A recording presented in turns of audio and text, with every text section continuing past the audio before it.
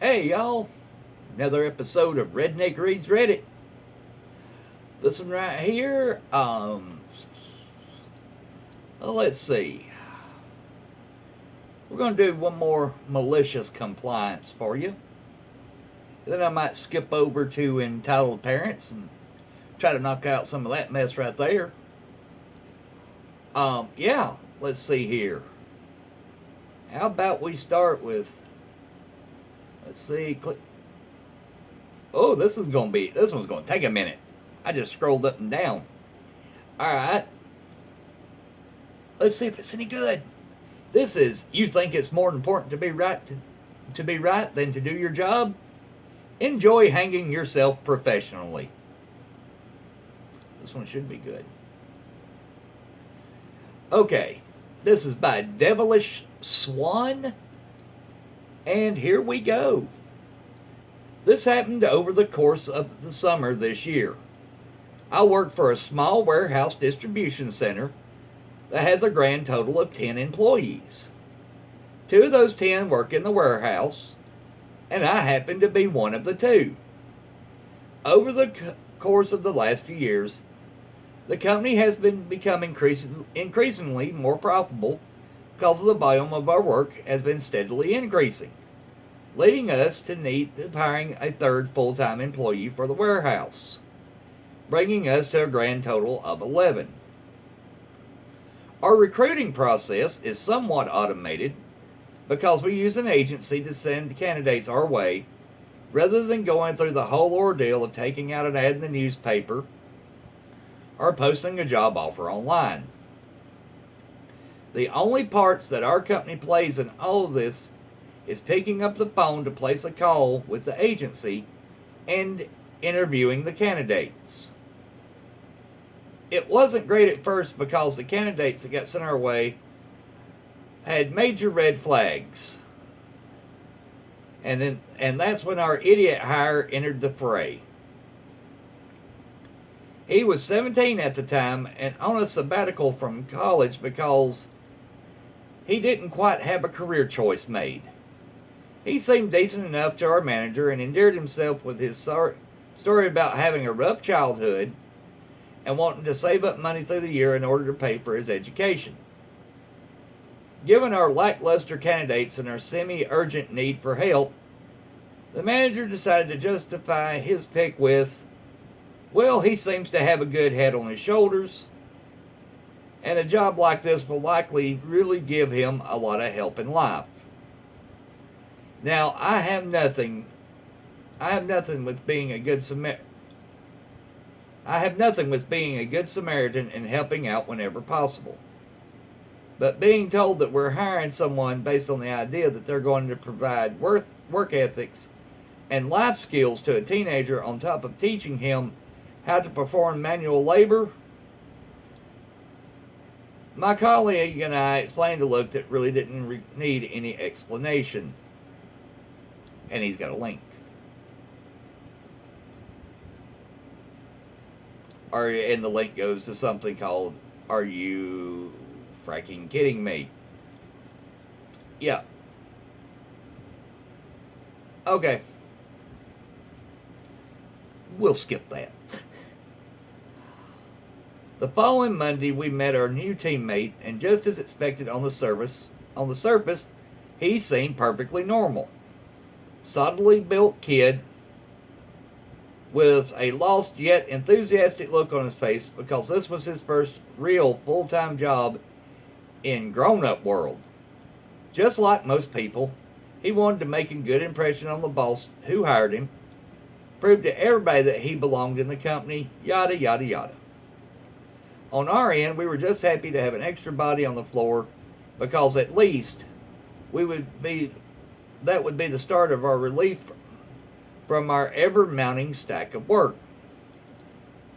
We did take the time to make him feel welcome and help accommodate him on his first day, while the boss wanted to give him a good training. So as expected from a kid working next to the boss that hired him, he did his best to impress, and to his credit, he did well for the first 2 days. And that's where it pretty much took a nosedive. Let me scroll up here. I'm all for the spirit of helping people improve themselves when they are actively showing efforts. But this kid was something else entirely.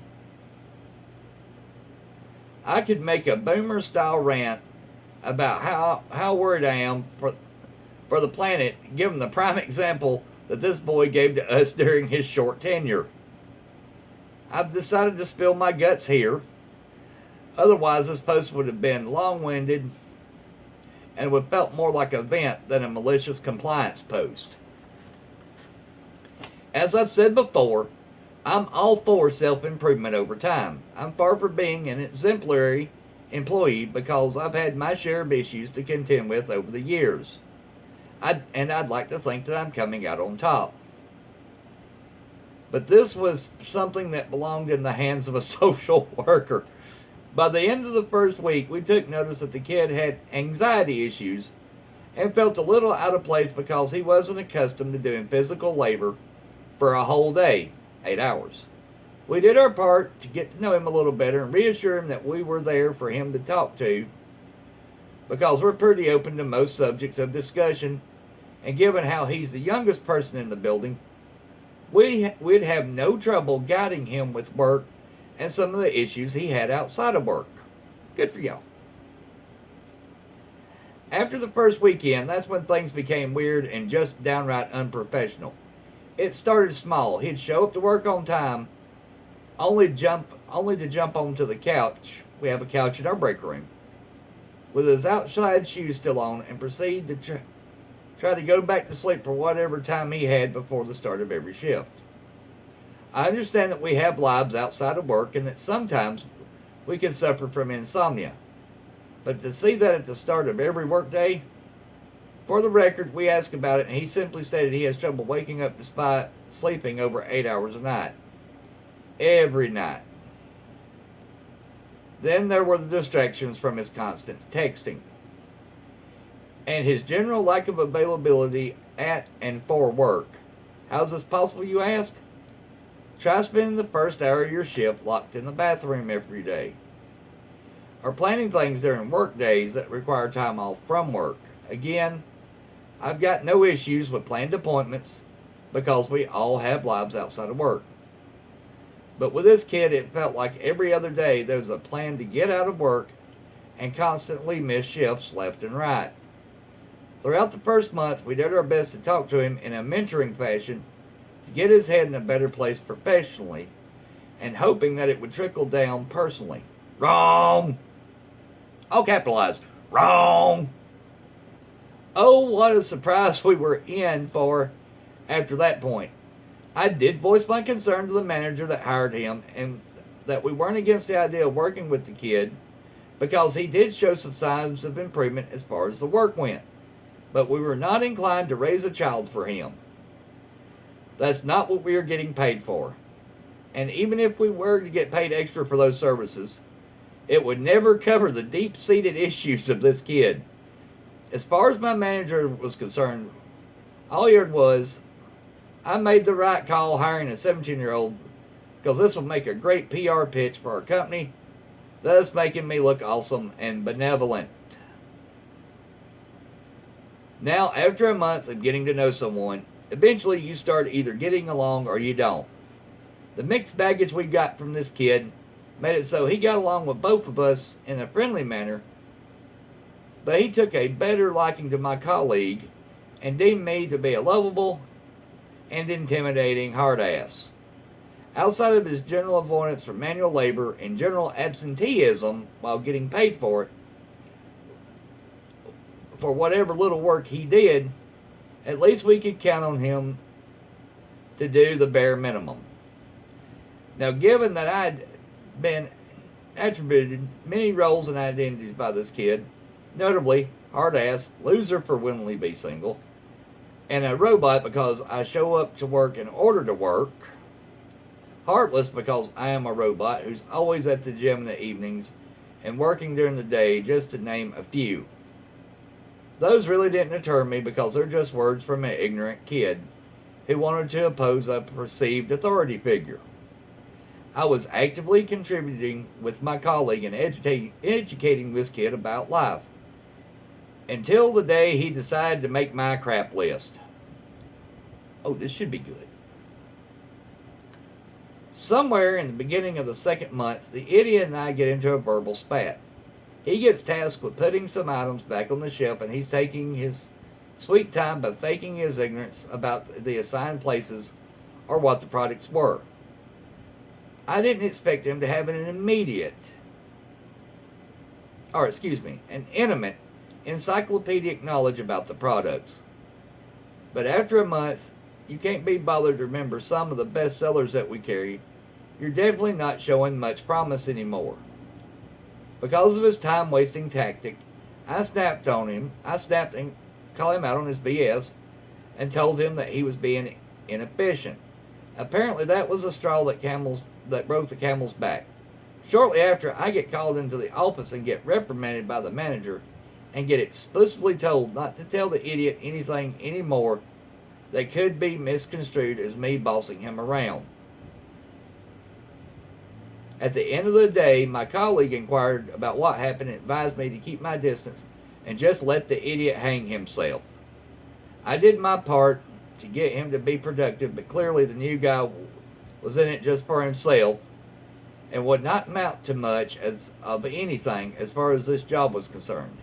Later on in the evening, I had a chat with one of my friends about the happenings from that day. He advised me to just let the kid be and not to bother telling him anything anymore. He's not my employee, and I was not personally responsible for him. Here's where the malicious compliance kicked in. There was no reason to tell this kid anything anymore, and so I stopped talking. I waved hello in the morning, goodbye in the afternoon. I dumped him on my colleague who played along and just let all the red flags just appear one by one. It took him a few days to catch on. I was giving him the silent treatment, but when he finally figured it out, a light bulb went off in his head. He was under the impression that his little complaint to the manager shut me up completely, thus giving him carte blanche to do as he pleased without any consequences.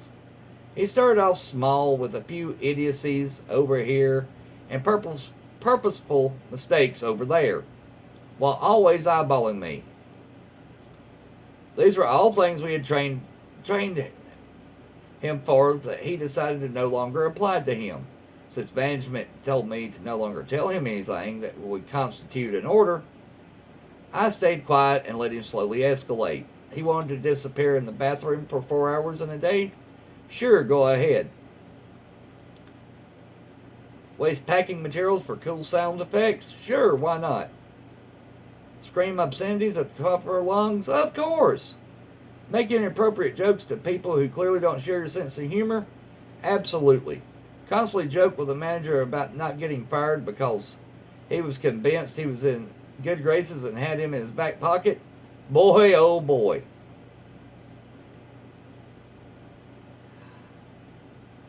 It would take less than 2 weeks before the manager that hired him started paying attention for the first time as far as work output and performance were concerned. Indeed, he was shocked and disappointed. Again, most of it has been detailed here. Okay. I might have to go read that, but what really disappointed him was his general unprofessional behavior and incessantly childish antics. Gee, who would have thought a 17-year-old wouldn't be a good fit for a serious full-time job? So, a few days before my planned week of vacation time, I get called in the office again. This time it's the manager telling me he's less than thrilled with the kid's performance at work and that he was getting rid of him after my return from vacation. So for the time remaining, I was told not to say anything and to keep doing what I was doing and to essentially suck it up for a few more days with this unleashed buffoon. Needless to say, I walked out of that office with the biggest crap-eating grin behind my best poker face. 1 week later, I found out the kid had been let go a day and a half into my vacation time because they were able to find and hire someone else to replace him. As the story goes, the kid walked in the offices haphazardly to talk to the manager and walked in on him giving an interview to the guy that would eventually replace him. Good riddance. Yeah, let's see here. I'm going to click this one and let's see here. The crappy coworkers subreddit.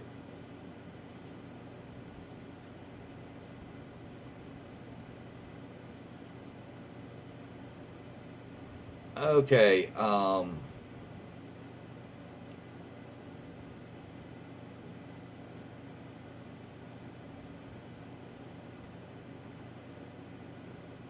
check that out because I'm sleep sick. Okay.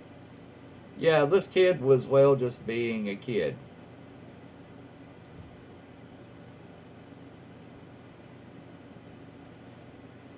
Oh my God, yeah. Yeah, if you get a chance to go to r/crappy coworkers, find the post by Devilish Swan. It's, I just scanned through it. It's another long post, but yeah. Swan, I don't blame you. From what I'm reading here, if a quarter of that is as accurate as you were pointing out, yeah, that dude needed to go. And holy crap, this has been a long video. It's already 16 minutes. I tell you what, let's see here. Let's grab a short one so we can at least have two in here. And this one is Overly Compliant at the Hospital by, I don't know, to put. Alrighty. It's my first post here and I hope it fits in. And also sorry in advance for the formatting because I'm on mobile. I don't really care about the formatting. So at the hospital I work at, the policy is whenever you enter a unit or exit, you have to perform hand hygiene. Pretty much sanitize your hands. The sanitizers have sensors on them and somehow monitor the percentage of people who enter and perform the hand hygiene, and each unit gets a weekly score of how well they perform. Thing is, I guess that they do it for every one of the new hand sanitizer dispensers. Well, one person on the floor has one next to his office. And since it's not a hospital unit, he's never doing patient care. He doesn't clean his hands every time he enters and leaves his office. It's just an office attached to the hallway in one of the hospital wings. So, 2 weeks ago, he gets a compliance score of something like 20% or something hung on his door, since they go and hang the score on each area based on what the sensors tell him. I don't know, but I guess he didn't like having a red sign hung outside of his door that stated he wasn't compliant, and managed to get his compliance to 102.7% this week. Oh my God. That's great. He must have had everybody going by. Alright, y'all. Well, I hope y'all have enjoyed this. If you like what I'm doing, like, share, and subscribe. Hit the little bell. Bing, click all, so you see every video I'm uploading. I hope y'all have enjoyed this. I've enjoyed making it. Y'all have a blessed one. And I'll be back next time with probably some entitled parents. I'm out of here, y'all. Have a good one.